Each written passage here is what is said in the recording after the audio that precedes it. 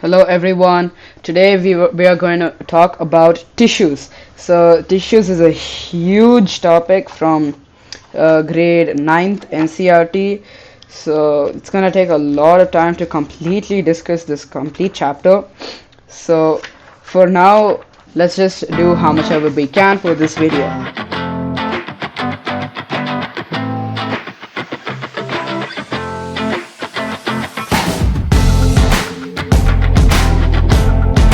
So before we get into tissues and the people who came up with tissues or discovered tissues, let's talk about division of labor. So we have already discussed about cells, the part 1, part 2, and a different video about cells for grade 9 NCERT, that all living organisms are made up of cells. If you want to watch those videos, they'll be linked up in the top right corner and in the description below, so you can check it out. And the notes for tissues will be sent soon enough, so after a few days you can check down in the description, you can find the notes. Back to tissues. A unicellular organism has a single cell in its body. That is, a single cell performs a basic life activities. For example, in amoeba, movement of cell, intake of food, respiratory gases, intercellular digestion, metabolism, etc., etc., etc., are all done by the same cell. Except in multicellular organisms, like example human, dog, cat, etc., etc., there are millions of cells, and most of these cells are built or are specialized to do specific functions. So a few cells are specialized for respiration, few cells are specialized for pumping your blood, like cardiac cells, etc. So this is called division of labor. Labor is that work the cells are doing. So the division of labor means that the particular cells are dividing the work according to each cells. So cardiac cells are specialized to pump blood. So the cells are given. So the function of pumping blood is given to the cardiac cells.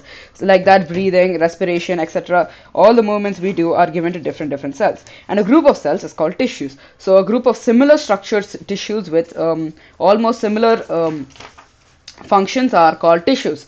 So a group of cells are called tissues. Now you have muscle tissues. So that's your muscles, your biceps, triceps, which you show off all around. So those are tissues. Now blood, phloem, muscle are examples of tissues. So likewise, in plants, cells of phloem conducts food from leaves to other plants of parts of plant. You might have learnt in lower grades that xylem and phloem help move food and minerals, water to different parts of the plant. So that xylem, we're going to learn about xylem and phloem later in the series under permanent tissues. So that will come a bit later. So let's discuss about a few importance of tissues. But before that, let's discuss about who coined the term tissues and what is the founder of histology.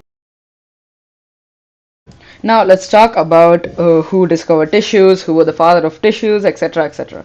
So Bichat, or in his full name, Mary Francois Xavier Bichat, in 1792 has discovered cells.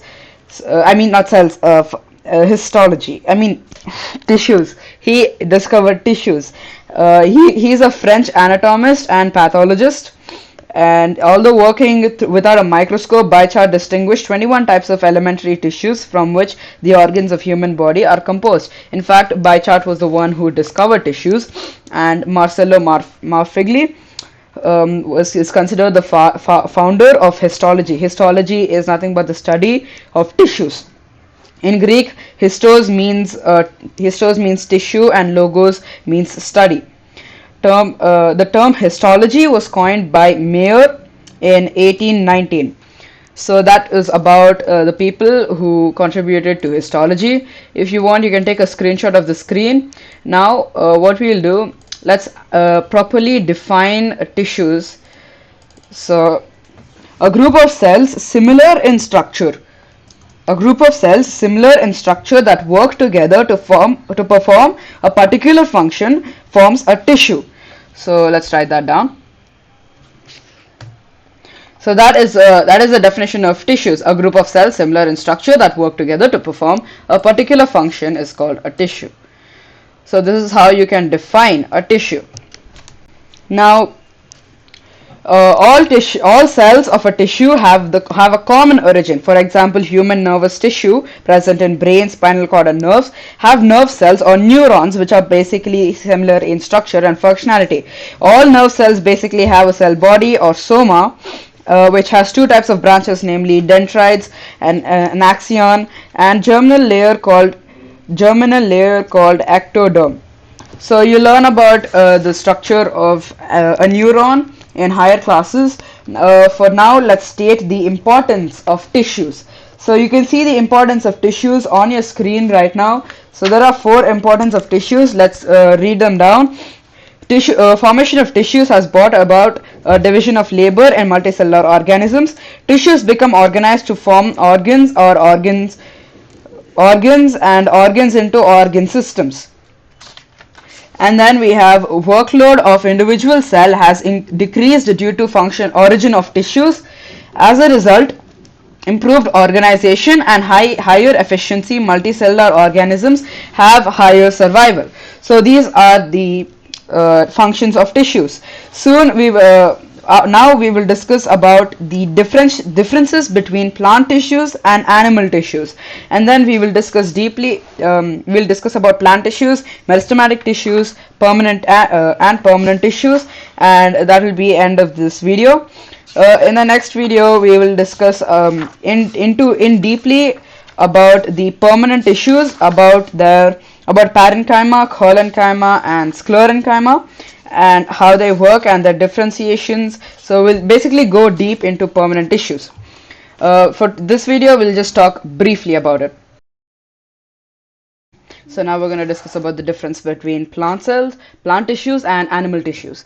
So the bit of animal tissues I've made a little big because the text was too small to see.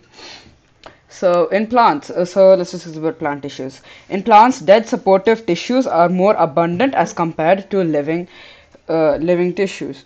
They require less maintenance energy. There is a differentiation of meristematic and permanent tissues. Due to activity of meristematic tissues, plants continue to grow throughout life. Organization of plant tissues is simple. Tissues organization is meant for stationary habit of plants. If you want to know what all these terms are, we're gonna learn about them a little later in this video, and about meristematic and permanent tissues we're gonna discuss in detail in the next video, in detail. So next is the animal tissues. In multicellular organisms, living tissues are more common as compared to dead tissues. They require more maintenance energy. Such differentiation of meristematic and permanent tissues is absent. Animals do not show growth after reaching a certain maturity. Reparative growth is, however, absent. Organization of animal tissues is complex with development of more specialized and localized organs and organ systems. Tissues organization is targeted towards high mobility of animals.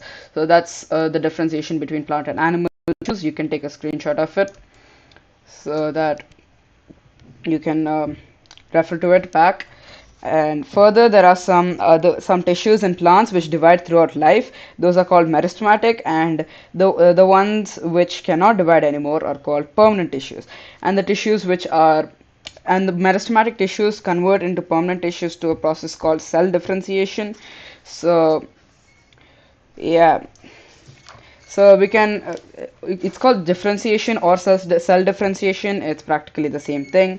So a type of the developmental process by which cells derived from meristematic tissues take up a permanent shape, size, and function and no longer divide is called differentiation or cell differentiation. They both practically mean the same.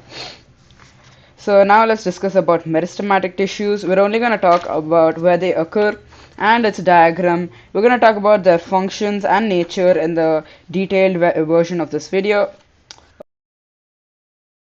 So this is how a meristematic tissue looks like if we zoom in. So this bit over here,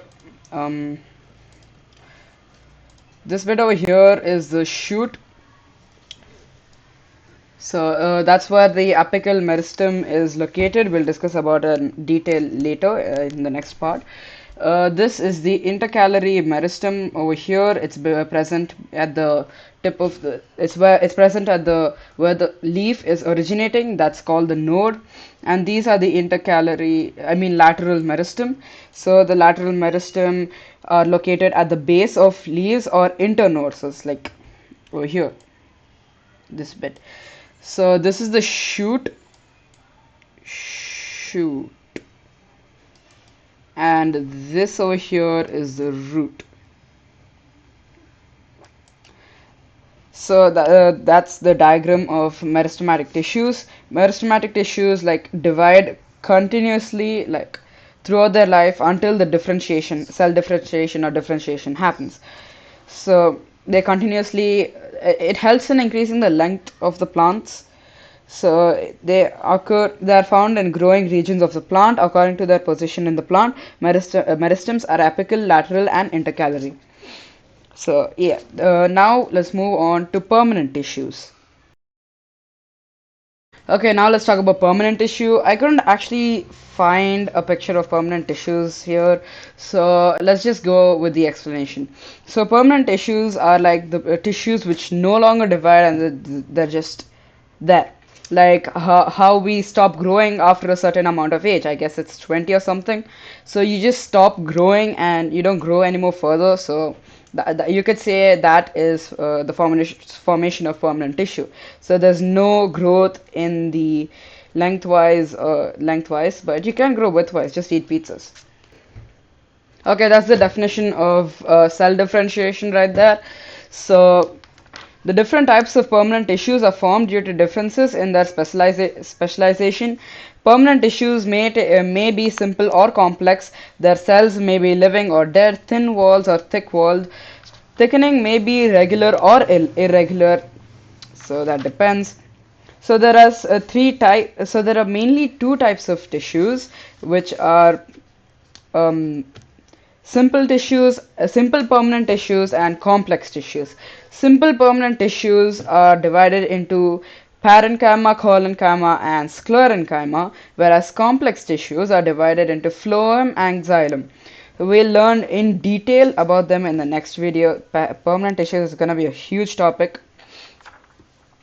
So we will discuss about parenchyma in detail later, but now let's just know what it is. Parenchyma forms the bulk of the plant body. Parenchyma cells are living and possesses a power of division. The cells are rounded or isodiametric, that is equally expanded on all sides. The parenchymatous cells or parenchymatic cells are oval, round, polygonal or elongated in shape, and there are many functions to the parenchymatic cells. And collenchyma. Collenchyma tissue also consists of living cells. It shows many features of parenchyma but is characterized by the deposition of extracellulose and pectin in the corners of elongated shape. So pectin is like a chemical or something near at the end of the cell wall. So it shows many features of parenchyma but is characterized by the deposition of extracellulose and pectin in the corner of the cells. So that's the cell wall. I'll show the diagram of it in like the next video. It's mainly occurred below the epidermis of the dicotyledon stem and petiole. It's a lot of technical terms. And then sclerenchyma. Sclerenchyma cells are dead cells and they are devoid of protoplasm. The cell walls of sclerenchyma are generally thickened of lignin.